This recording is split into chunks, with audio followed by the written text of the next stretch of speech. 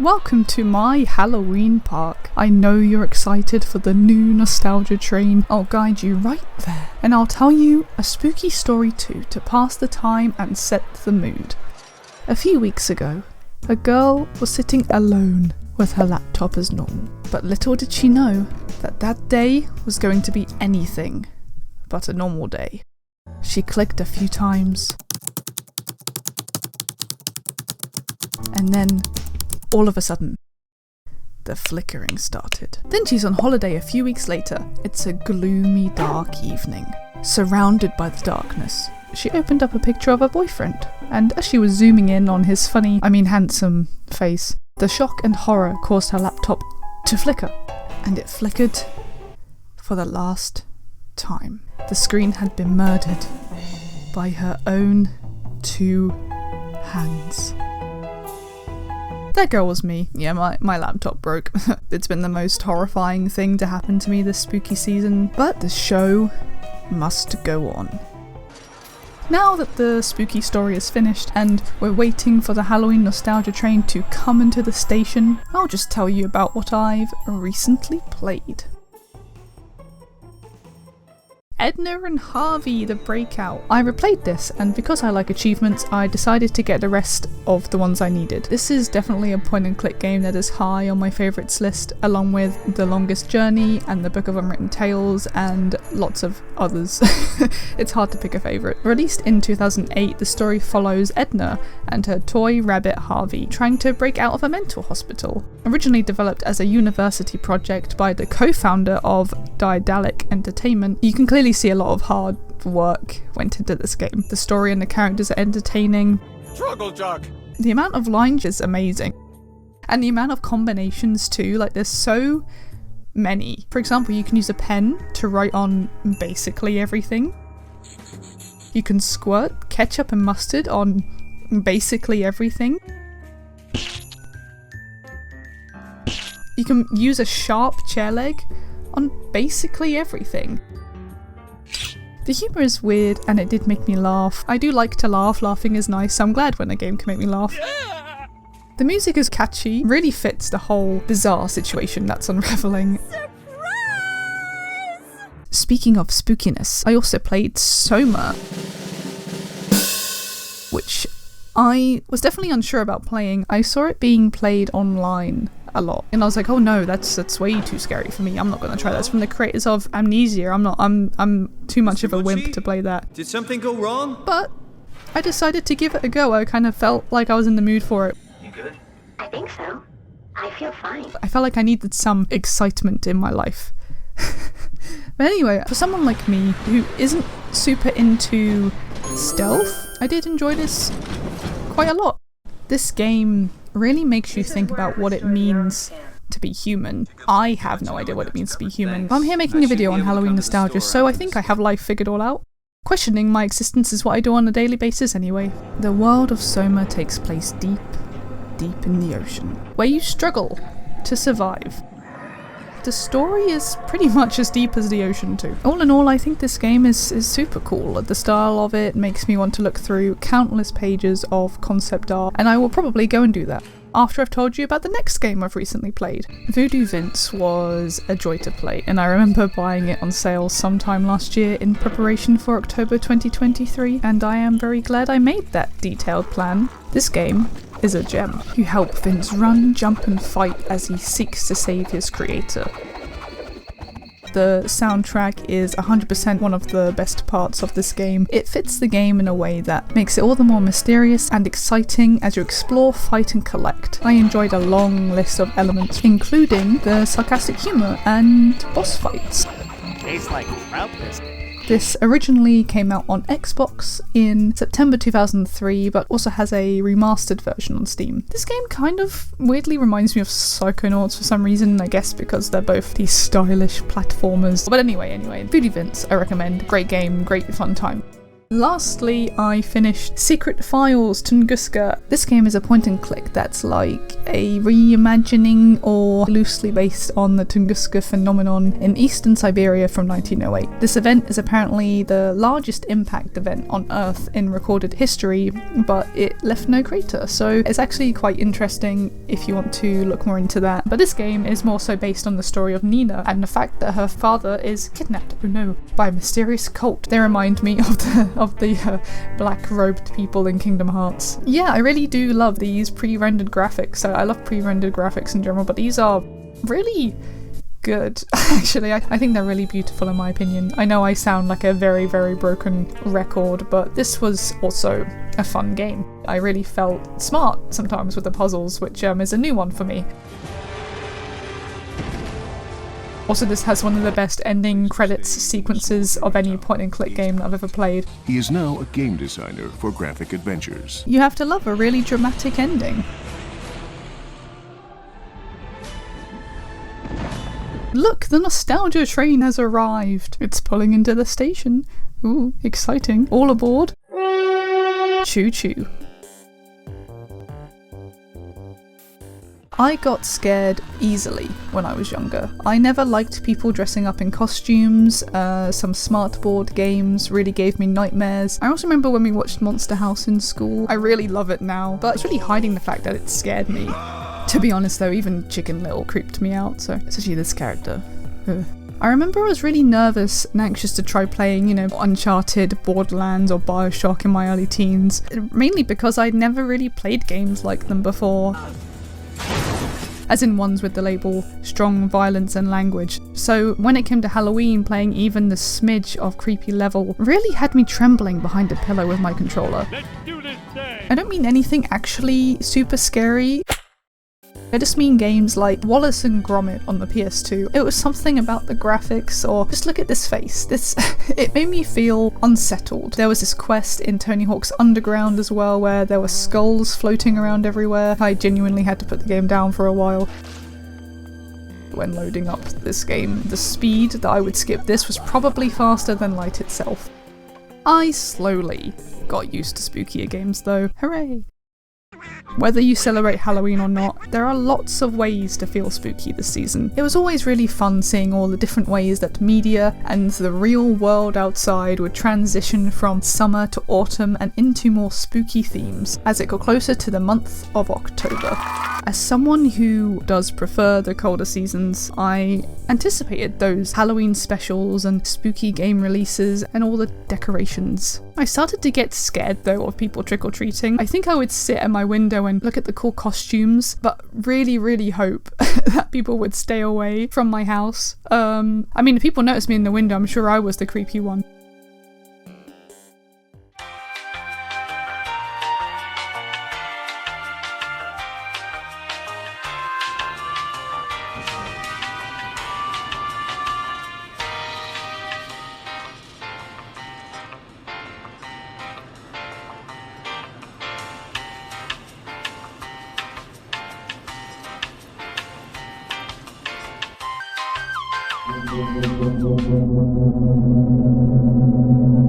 I'm a skeleton now. Skeletons are all over the place. In science rooms, museums and books for study, inside of us for, well, living, and for creeping people out on Halloween. I'm nowhere near close to being a scientist, but my scientific friend Google tells me that adults have 206 to 213 bones. That's quite a high amount. Some humans may have a varying number of ribs, vertebrae, and digits. They vary in size, shape, and strength to respond to the demands of performing delicate or gross motor tasks. Well, that was interesting. The Celts believed that the boundary between the living and the dead blurred on October 31st, and it's carried on up until now. I'm death. We have skeletons depicted in cartoons and games, and that's exactly what this section is about. I love skeletons in games, such as in Death Jr. Death Jr. on the PSP is a game I played a few years ago now. A game that starts off with the horrific idea of having to look after a group of school children in a museum, which ultimately goes wrong. With the main character being the son of the Grim Reaper, it's only natural that he's a skeleton too. Running around with your ominous scythe glowing green, the cute skull design in the corner staring at you, and your eyes intaking copious amounts of purple, red and blue tones all over the place. Even the font has a skull in it.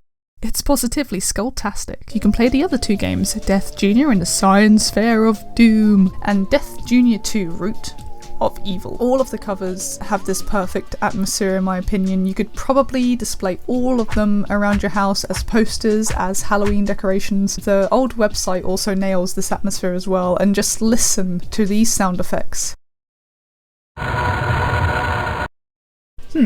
Oh wait, merchandise? Oh my god, there are comics and I'm literally about to put all of the issues into my shopping cart. There's also a Halloween special. How fitting.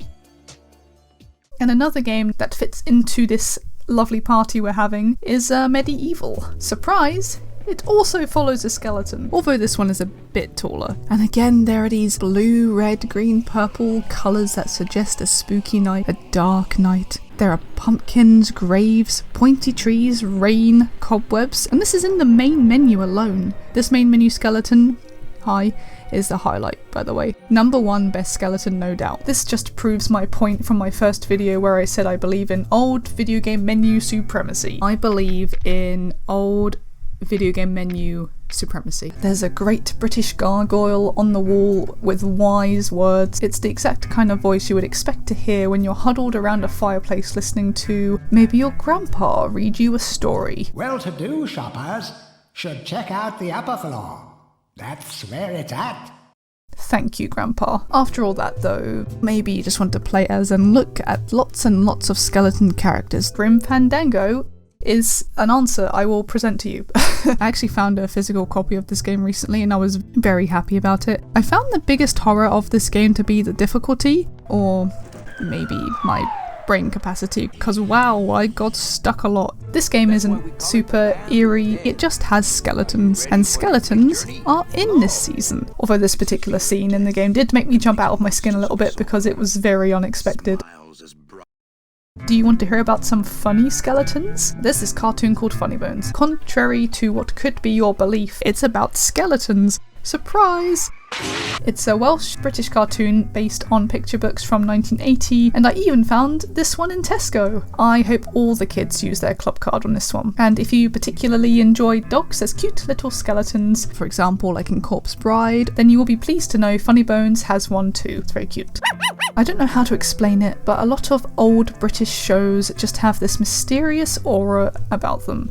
A lot of them already feel a bit unusual, and whilst I was watching a few episodes of Funny Bones, seeing the moon talk to me, I really felt this sense of Halloween nostalgia. So it kind of makes sense why I added it into this video, doesn't it? Mine as well. Nightmare Before Christmas' Jack Skellington, and his extremely tall legs is one of my favourites too. Watching him strut around in the original stop motion movie and seeing Halloween Town and all of its goodness in the game adaptation and Kingdom Hearts as well. If there's anything that would fit this video like a glove, it's this series. And again with the green weapon glow, ready to take on October full force.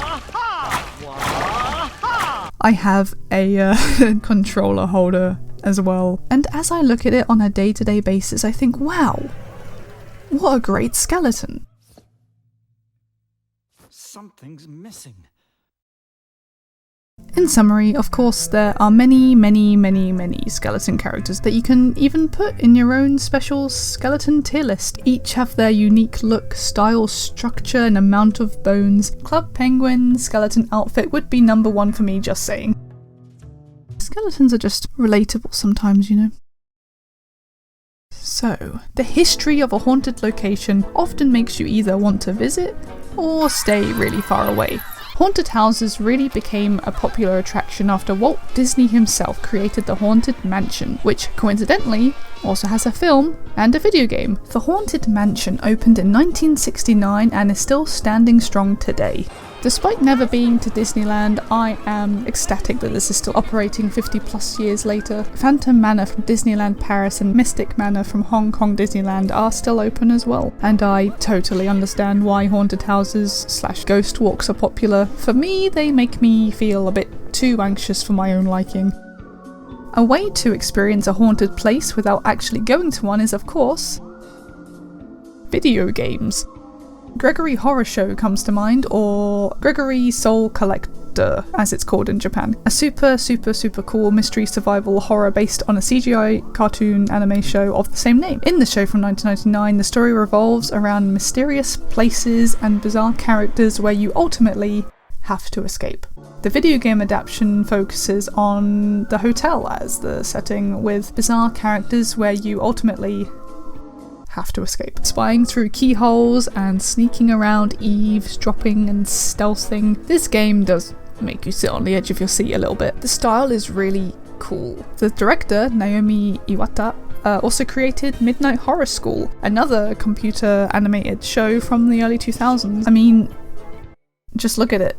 It actually reminds me of this game I have on the DS called Magician's Quest Mysterious Times. It just has that like mystical, strange atmosphere with peculiar characters.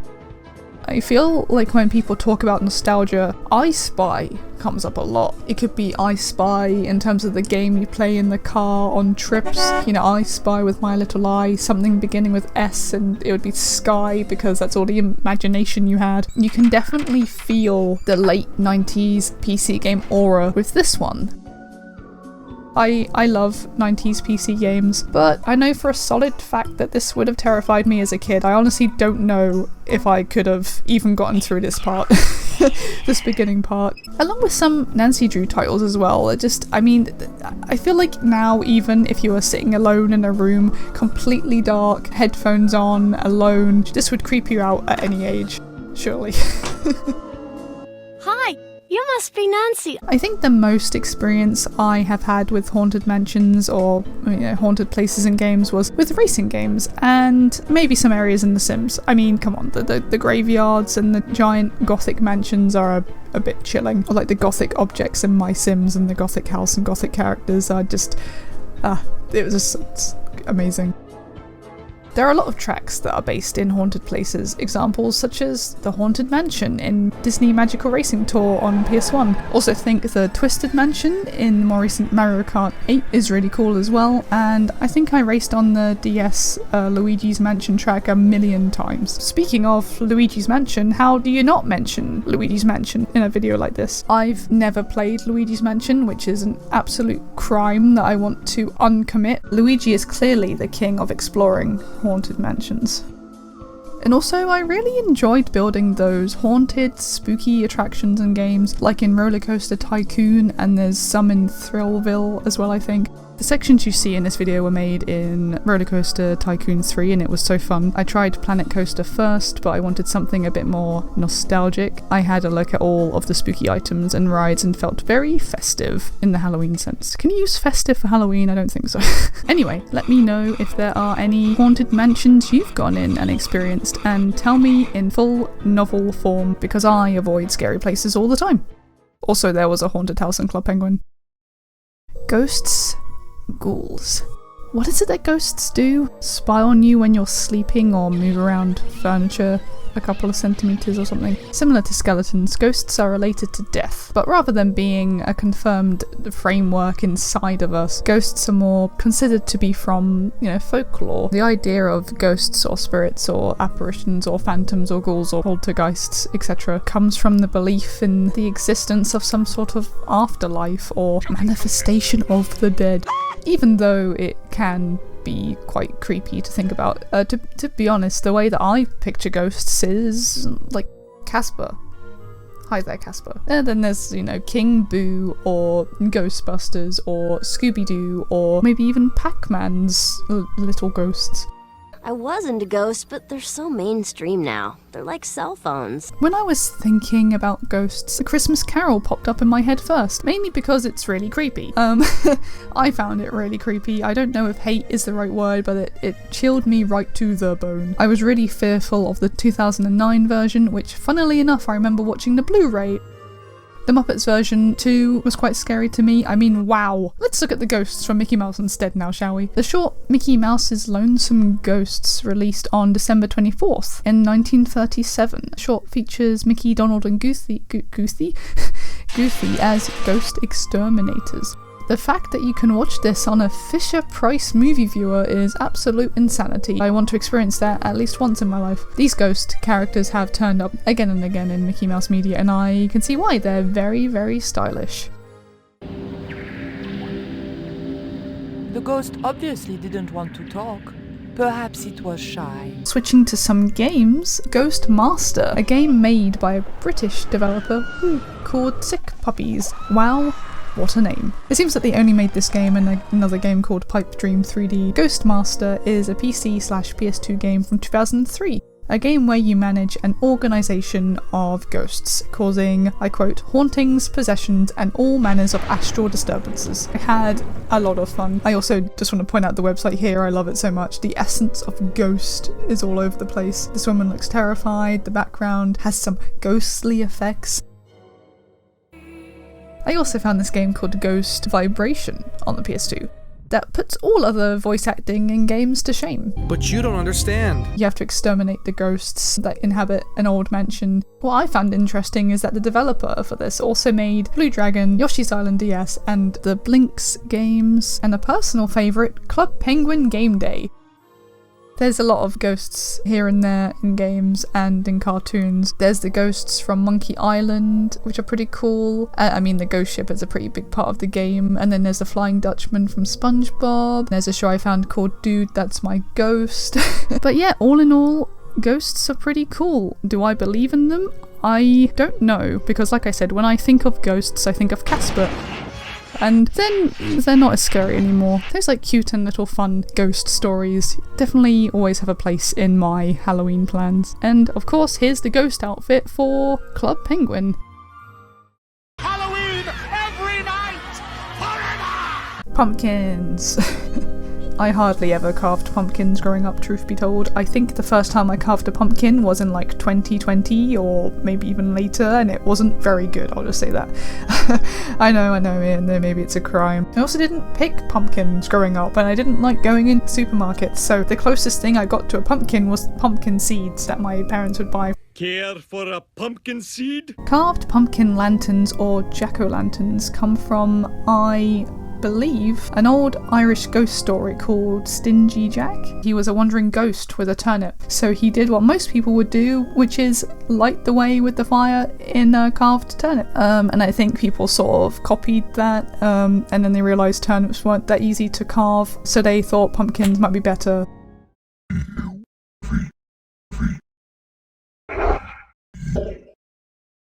Pumpkins are in a lot of games and cartoons. Like honestly, they pop up everywhere. When I was researching for this video, they showed up in every other clip, every other second, either in the background, the foreground, or there's someone wearing one. Because hey, why not? It instantly makes it spooky to sit there with a pumpkin on your head. Attention, boys and ghouls. Jack shows up so much more than I actually realised. Speaking of, there's a recent game actually called Pumpkin Jack. The main one, which you have to mention any pumpkin section of any video ever, is It's the Great Pumpkin, Charlie Brown. I read the comic kind of books a lot with my dad growing up, and we kind of watched the specials a little bit. There's the Halloween one, and there's a Christmas one, and also Valentine's. So I think this was actually the first, big Halloween special, and it was from 1966. The whole vibe is a masterpiece. On my search for games or cartoons with pumpkin-related content, as you do on a daily basis, I found Jack Bros, starring, you guessed it, Jack. And this time it's 3 for the price of 1. It's Jack Frost, Jack Lantern, and Jack Skeleton.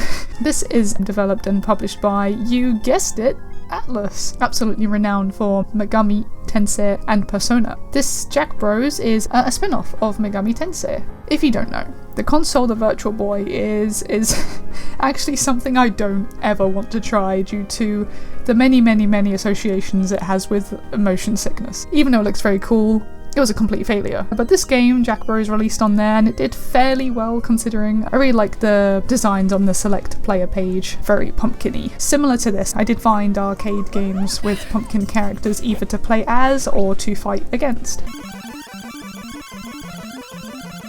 A lot of people will have a memory of this character in Animal Crossing, which I think creeps me out as, you know, as a recurring theme that a lot of things creeped me out. And funnily enough, his name is Jack, in the English language version anyway. In Japan, this villager is Jack, and the pumpkin person is called Pumpkingu, like a mix between pumpkin and king. But yeah, buying and placing the spooky furniture in Animal Crossing makes a great pastime for this season. And I'm very, very excited about this. A lot of Roly-Poly-Oly's Halloween specials include pumpkins. It sparked my love for 3D and early CGI. It is one of the earliest shows to be fully 3D, and this is not for the faint-hearted. I mean, look at this. This is scary. You can carve pumpkins in so many different ways, good or bad, and go on to decorate everything and anything with them. There's a lot of variety and fun in that. Let me know if you've ever dressed up as a pumpkin, like in Club Penguin. Monsters are a big favourite. Vampires, werewolves, witches, mummies, big giant spiders, all of these you can see quite often. I fairly recently got into Monster High. Originally a doll line, Monster High now has a bunch of films and games, and also a spin-off called Ever After High if you want something based more on fairy tales. Monster High follows the adventures of teenagers who are monsters / mythical creatures. I had some of the films on while working on this video and I just had a great time. I think everyone enjoys a good old vampire. There's a show called Mona the Vampire. I actually remember watching this and I completely forgot about it, so I'm very happy I stumbled upon it again. The show follows Mona the Vampire going on ghoulish adventures. And on the topic of vampires, have you ever realised that there are a lot of vampires in the media world? Games, for example, include Blood Rain, Legacy of Kain, Vampire the Masquerade, Buffy the Vampire Slayer, Van Helsing, Darkstalkers, Castlevania, there's a lot of them. Dracula games, there's a lot of those. Vampire Hunter D, Vampire Rain, you name it, the list goes on. I've always wanted to try the point-and-click game called A Vampire Story, a game made by a group of former LucasArts developers. The plot follows a young opera singer turned vampire, who sings very well, actually. She attempts to make her way home to Paris. Her style looks very gothic and uniquely mixes 2D and 3D, so if you want some cartoony, vampire-y, gothic-y goofiness, then this game totally fits that. There's a handful of vampires on the PS2 that I had a lot of fun looking at. I mainly looked at a game called Vampire Knight, a light gun game from 2001. I had a blast trying this one out. I haven't had a lot of practice at them, but I do love a good rail shooter. Vampire Knight was developed by WoW Entertainment, WoW, who originally made a number of arcade games for Sega. And again, I think I found an amazing contender for a voice acting award. Amazing. And also for the PS2 there's Dark Watch from 2005, following the story of an outlaw gunfighter who has been turned into a vampire. A game that mixes western horror and steampunk will always have a place in my book. There was meant to be a sequel and a film as well, I think, but apparently the film is in hell, so... And a special shout out for Vampireville. I'll never get tired of finding games like this. Anyway, moving on, finally, from vampire content, I briefly want to cover the rest. We really can't be leaving out any other monsters now, can we? What did I say after vampires? Ah yes, werewolves. Werewolves are quite scary creatures, but I'm sure a lot of them are misunderstood. You know, some of them are definitely a lot scarier than others. There are some covers that are truly terrifying. I feel like most werewolves in the media are sort of represented as quite big and scary and will eat you. There's no such thing as werewolves, Dwight. But if you want something not quite as dark, there's also an episode of Rugrats where Chucky has a nightmare about turning into a werewolf, so...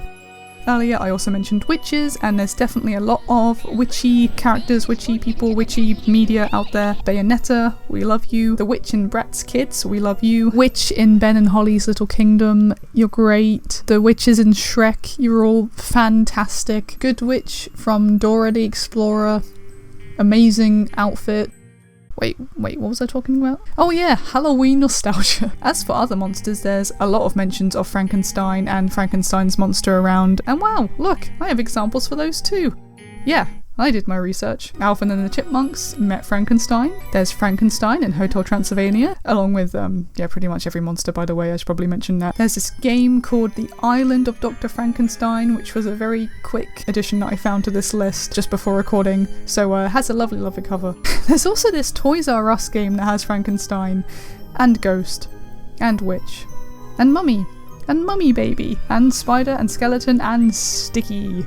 That's all I can say on that one. And lastly, a few games about brains. You know those creepy scenes where there's a brain kept in a jar and maybe even talks to you. But there's Deadhead Fred on the PSP, where you play as a guy called Fred with a dead head, or in other words, a missing head. You know, basically at the start of the game, Fred learns that he has been murdered, resurrected, and that his head's been replaced with a liquid-filled jar that contains his brains and eyes. You know, the usual. I feel like you could pair this game well with Death Jr. and have a nice dark PSP session. And I also found this title called Brain Dead 13, a game similar to Dragon's Lair, you know, like an interactive movie game. Your objective in this one, as a computer guy, is to fix the computer of a mad scientist in a haunted castle, so you can only imagine how that turns out.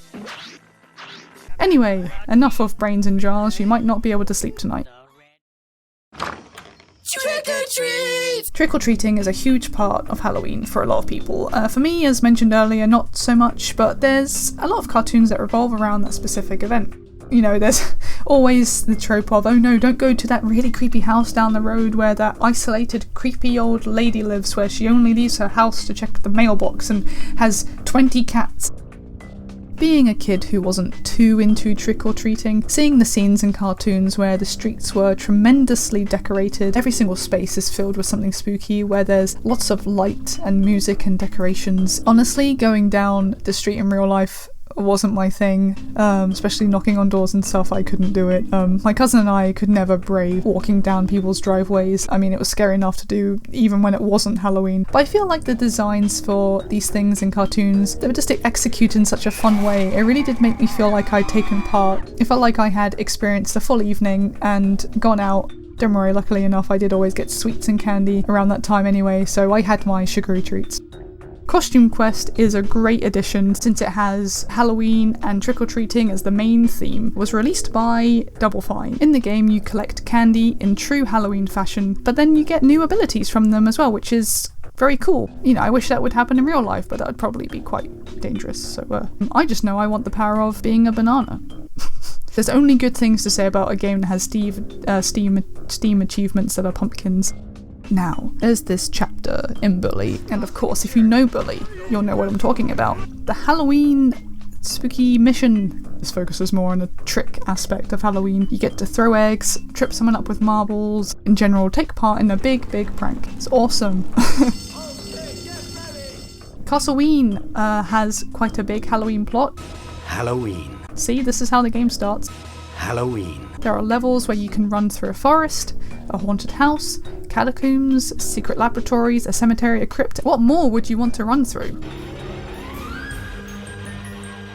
And as a special little section for the end here, I thought I'd briefly talk about Halloween events you'd have in a few online virtual worlds. I was one of those people that played Habbo, kind of, a little bit. I never really understood what was going on. I really enjoyed this era. I hung out at the pool a lot. I don't know why. You could also get, you know, Halloween pets in Neopets, look at the Halloween version of Monstro in Moshi Monsters, and get the Halloween items in Webkins. And I think you still can get the Halloween items in Webkins. Club Penguin had a Halloween party every year, running at the end of October from 2005 to 2016. There actually weren't that many decorations up at the first party in 2005 because Club Penguin had literally just released on the 24th of October, but over time more items and stuff, clothing, etc. was added and more fun times were to be had. As you could tell, this video didn't really cover, you know, super frightening, jump-scary, gory horror games. I know I grew up watching a handful of these cartoons and playing a lot of these kinds of games. That's my plan for this Halloween too. I plan to get a couple cute decorations for my room and grab some sweet treats and maybe a coffee or hot chocolate and get all cozy with blankets and candles and watch some specials and play some spooky games. Maybe I'll try and watch something a bit spookier than Wallace and Gromit though this time. Anyway, thank you so much for watching. I had a lot of fun making this video. And it really gave me a chance to find as much as possible and look through lots of lists containing Halloween specials and video game stuff, which is always super fun. I do all of this, you know, willingly, I promise. But if you want to spend, you know, £1 or £2, you can subscribe on Patreon. I'm hoping to get some more things going on there as it, fingers crossed, grows. I hope you enjoyed this spooktacular skull-tastic video. I hope you look forward to the Christmas/winter version I'm going to be making in December. Spoilers. I hope you have a great spooky October and November. Bye.